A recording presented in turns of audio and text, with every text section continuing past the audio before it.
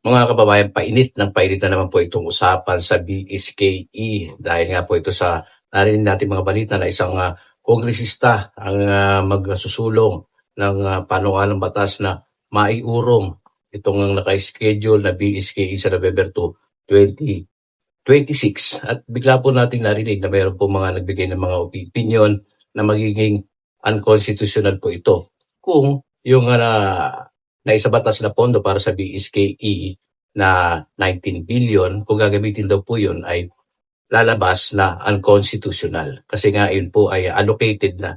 Hindi po pwedeng basta-basta lang gamitin dahil nga tayo ay nasa crisis. Pero meron po nga senador na si Senator Lacson, no, na pwede raw yun. Parang lumalabas na magiging pabor siya sa pag-uurong or postponement ng BSKE.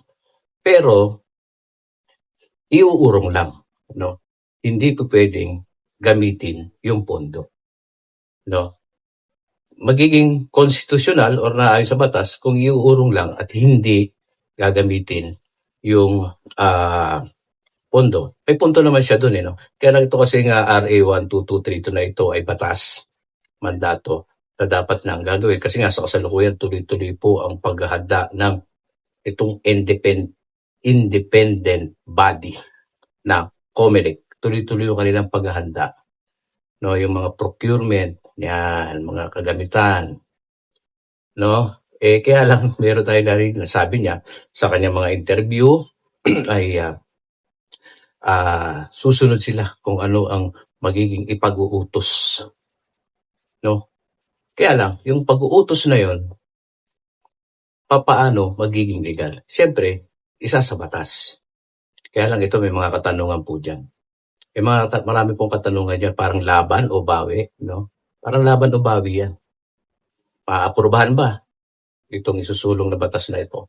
Siyempre, hindi po lahat ng kongresista, no, ay boboto ng yes. Yung iba dyan, no, baka nga doon pala sa Kamara, hindi na pumasa itong panukalang batas na ito. Dahil marami dyan ng kongresista na gusto nilang matuloy din yung BSKE, magiging hatiyan, magiging 50-50 yan. Depende yan. Kaya lang, depende lang din kung ito sa mga bawat kongresista na ito ay kontakin na.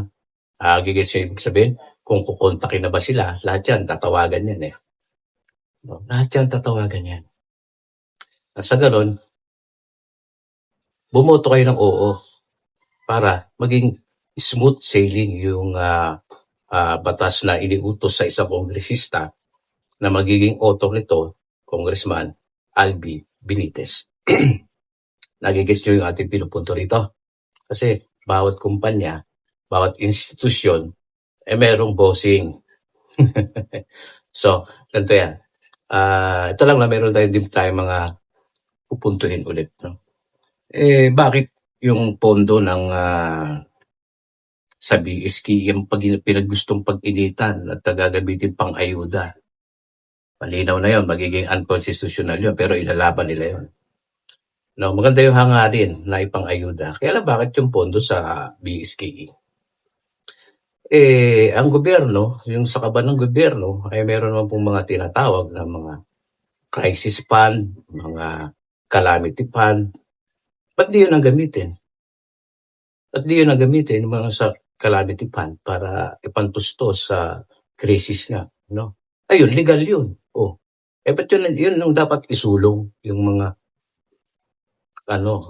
calamity fund? Please correct me if I'm wrong. Pwede yun. Constitutional yun. Kasi nga crisis eh. Di ba? Nagigits po yung ibig sabihin. Hindi pa pwede yung sa BSK na yan eh. Nakatakdanin. Batas na nga pati yun eh. Pakikialaman nyo pa. Ba't di na lang yung gamitin nyo? Kung gusto nyo talagang tumulong, kung gusto nyo magbigay ng ayuda. Diba? Sa kaban ng gobyerno, doon kayo humugot, hindi yun sa naka-allocate na. Napaka-basic lang naman kung sila, mga mambabatas, mga abogado, mga yan, may mga pinag-aralan yan. Pahihirapin pa nila yung sitwasyon eh. Paguguluhin pa nila eh, itong nakatakdang na isa batas na eh. Sila ang gumawa ng batas na yan, RA 12232 na yan. Term setting bill. No? Term setting bill po yan. Alam po natin yan kung na-discuss na natin sa mga nakaraan nating content. Suhestiyon ko lang, opinyon ko lang, sa calamity fund humugot, sa crisis fund humugot, legal yun. Wag ang sa BSKE fund para mas mabilis po. O ngayon, kung isusulong pa rin nila naman nila yan, dapat simulan na nila ngayon para mabilis maging konstitusyon yung kanilang iniisip na postponement. Dahil kung hindi, sa nakikita lang din natin at magkakaroon na naman mga conflict yan, papatak na talaga 2027, mga ganun, magiging 2027 ang BSK. Pero sa ngayon pa naman, masyado pang maaga para talagang husgahan na mapopospone ito. Marami pang buwan ang lilipas at mukhang sana maging maayos yung sitwasyon ng ating gobyerno na sa ganon, kung ano yung mga dapat gawin ng COMELEC ay magtuloy-tuloy na. At kasi meron na rin naman tayong calendar of activity na nakatakda dyan para sa BSK November 2026. Susundin yon, di ba? Susundin yon, natural. Batas nga yan. Guguluhin lang ulit. Guguluhin lang naman. Ganon Ay, yun ako. So, gusto na naman nilang guluhin ito Pero sa bandang huli, mapapailing ka na lang talaga kung iniisip ko talagang mapapailing ka na lang dito Marami na pong gustong bumoto. At gusto na nilang bumoto sa kanilang mga barangay kasi nga may problema sa kanilang mga barangay officials. Gusto nilang i-practice yung kanilang karapatan na. Nang sa ganun naniniwala sa nila na baka pag bumoto sila at manalo yung kanilang gustong iupo, gaganda naman yung sitwasyon ng kanilang barangay. Kaya lang sa nangyayari ngayon, kung yan na naman ay mauurong na naman, hindi naman ang kasalanan niya ng mga incumbent at mga kapitan kasi hindi mo naman din sila pwedeng sisihin. Andiyan na yan sila. Diba? So, kung mamumove ay patuloy silang magsiservisyo kung magsiservisyo nga ba. So, ganun Yan yung ating mga tinitignan sitwasyon dito. No? Tapos isa pa, meron din tayong mga naririnig na maaari daw 2029. 2029. Kumbaga parang lang tong segue lang tong ginagawa nila Kunwari, move lang natin ng ilang buwan. No, gawin na lang natin muna ng 2027. Tapos pagdating ng 2027, pero na naman dahilan yan. May mga alibis na naman. Magbubutuhan tayo pala ng magbubutuhan pala tayo sa 2028 presidential election. Ito muna ang pagtuunan natin. So, magpapanukala na naman sila na huwag na muna natin ituloy sa 2027 kasi para medyo makatipid tayo Pagpukusan muna natin itong 2028 election. Ayan. So, lalabas na 2029 now. Pero alam nyo, kung mangyayari yung 2029, baka hindi nga 2029 baka 2030 pa nga Alam nyo kung bakit? 2026 dapat ang BSKE, naaayon sa batas. Term setting bill, 4 na taon, 26, 27, 28, 29, 30. Kung susundin nila yon yung naaayon sa batas. Hindi 2029, 2030. Ang possibilities dyan. Sabihin, 2027, tumutunog, 2029. Pero ang katotohanan, 2030. Napakahirap po umasa na talagang may mga panahon kung kailan talagang magkakaroon ng BSKE. Pero huwag kayong malito. Hanggat wala pa lang pong ibang batas, hanggat wala pong ibang batas na umiiral, 2026 yan. Yan ang susundin. Yan ang kahit gumugulong na halimbawa yung proposal na maipospone, hanggat hindi yung nagiging ganap, hindi pumapasa sa Congress o sa higher house, sa Senate, mga BICAM, dadaan pa yan sa Office of the President. Ayun lang, sa Office of the President, naririnig natin na baka aayunan ng Presidente ang postponement. Kamakailan pinirma niya yung term setting bill at naging batas, konstitusyon. Ngayon, aayunan daw. Kasi nga, ang dinadahilan nila ay meron krisis. Meron krisis. So, natutuwa. Maraming natutuwa kasi may krisis. Pinag-iinitan yung pondo na naka-allocate para sa BSKE. Isipin niyo mga kababayan, ano? Ito lang yung mga pag-aanalisa natin dyan. Sandali lang ha. Pa-process ko lang sa isip ko. Malaki pa rin ang chance na matutuloy ang BSKE ngayong November 2. Kasi nga, batas nga yan. Tandaan niyo yan. Batas po yan. Baka nakakalimutan nyo lang. Kahit meron kayong narinig ng mga aligasgas, mga umaalingaw-ngaw ng mga balita na iuurong,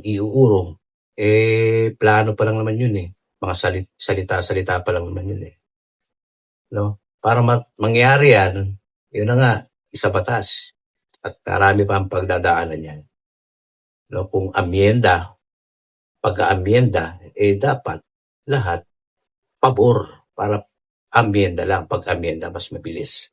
Kumpara sa paggawa ng panibago.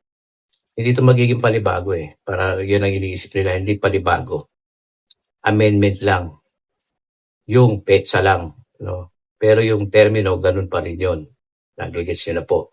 So, pag-amenda lang to, yun lang sa nakikita ko dito. Hindi gagawa ng bagong, kumbaga, tatanggalin yung RA 12232. Magiging iba, magiging RA, kung anong RA, ano yan, no?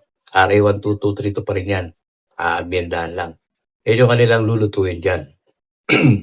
Sa ganon, magkakaroon sila ng mga alibis nga ulit. Sabi ko, 2027. Pagdating ng 2027, meron na naman sasabihin yan. May dahilan na naman. Pagdating ng 2029, hindi talaga 2029, kundi 2030.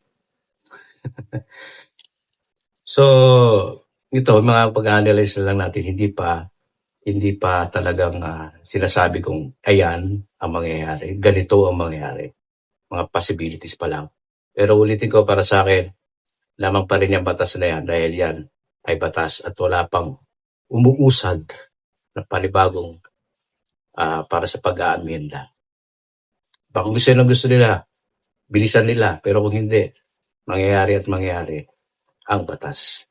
Huwag lang pakikialaman, no? Huwag lang magdahilan na sasabihin na naman nila sobrang bigat ng krisis. Diba? Titiyak, malamang lalabas na naman din dito si election lawyer Atty. Macalintal at yung ibang kukontra sa postponement. Sigurado meron na pupunta sa Korte Suprema. Papabor tayo doon kasi hindi na po magandang tignan, paulit-ulit. Kumbaga ay unprofessional na yung dating nung para bang termino diyan. No, hindi magandang tignan na paulit-ulit na yung postponement. Diba? Unang-una, batas eh. Batas nga eh. Ano bang ginagawa pag may batas, diba? Susunod sa batas. So, doon lang muna tayo. Doon lang ako muna tatayo. Susundin ang batas. So, para sa akin, mas dapat matuloy. Or doon tayo papanig. Yun ang batas eh. Kaya na siyempre, sabi nga eh, hawak nila ang beat. No? Kahit, kumbaga, nandun ka sa tama, pwede pa rin mabago eh. Kasi nga, meron sila nakikitang dahilan para na naman. Pero sa lilipas ng mga ilang buwan na yan, pag gumanda na ng yung sitwasyon, medyo yung krisis, bumalik na mag-roll back na yung mga presyo. So, ano pag idadahilan nyo? Hindi na krisis. Tuloy nyo na yung batas. RA 12232, BSKE, November 2, 26. At sana naman dito si Chairman, Comelec Chairman Garcia, paglaban mo yung iyong pinamumunuang sinasabi nga, independent body. Pwede ka mag-suggestion, rekomendasyon. Sabi mo dapat magbigay ka ng pahayag, magsalita ka yung karapatan ng iyong institusyon, pinamumunuan. Isa ka ding abogado pwede mo ipaglaban yun. Diba? Kailangan magsalita ka din.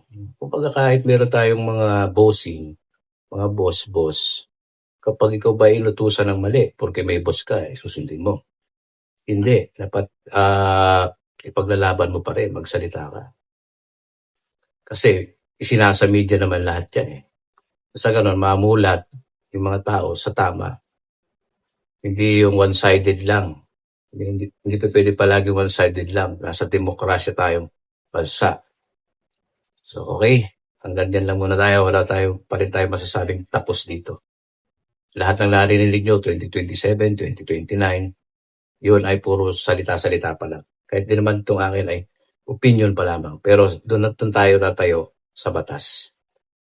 RA 12232, Term Setting Bill, BSKE nakatakda sa November 2, 2026 dahil yan ay batas na dapat kung susundin. Alituntunin yan So, ganito na lang. Mag-iwan po ulit kayo ng comments. Comment kayo dyan. Tapos, kung bago ka lang dito sa ating channel, nagustuhan mo yung ating mga opinion, subscribe ka na. Marami pa tayong pag-uusapan dito.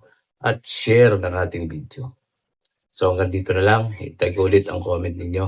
Maraming salamat. God bless.